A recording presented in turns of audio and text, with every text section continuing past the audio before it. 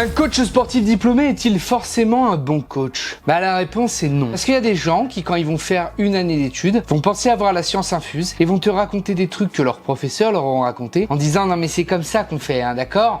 Mais ils ont pas lu d'études scientifiques, ils se sont pas documentés, ils ont pas lu de livre de physio, ils ont pas lu de livre d'anatomie, de bioméca, bref, ils pensent que ce qu'ils leur est donné dans leur diplôme, c'est la vérité vraie et que du coup ça ne pourra jamais être remis en question. Sachez que la physiologie de l'exercice est remise en question environ tous les 5 ans. Alors, pas fondamentalement, les bases restent les mêmes, mais les optimisations qu'on peut créer pour, par exemple, les sportifs de haut niveau changent en moyenne tous les 5 ans. Ça dépend, voilà, de quel type de sport, comment c'est changé, quel est le degré de changement. Mais en tout cas, il y a forcément des trucs qui changent environ tous les 5 ans. En plus de ça, sachez que de toute façon, il y a toujours des gens qui s'opposent. Par exemple, il y a une opposition entre intensité et volume en ce moment partout sur les réseaux. Mais il y a des grands scientifiques, physiologistes de l'exercice, qui produisent des études de haute qualité qui s'opposent sur cette thématique. Donc, on ne peut pas dire avec certitude celui-là a raison ou celui-ci a raison. Non, ils ont pour l'instant tous les deux raison dans des proportions qui sont parfois différentes. Donc pour reconnaître un bon coach, il faut savoir reconnaître déjà son professionnalisme, sa disponibilité, quelles prestations il propose. Par exemple,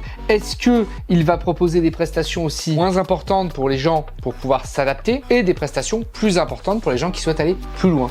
Un coach qui propose une prestation unique peut aussi être très bien, mais il faut que sa prestation puisse coller à votre objectif exactement. Donc ça, c'est plus compliqué. En tout cas, il y a beaucoup de mythos dans les coachs, beaucoup de gens qui ouvrent leur gueule alors qu'ils n'ont tout simplement pas de diplôme et ça, c'est forcément des mauvais coachs.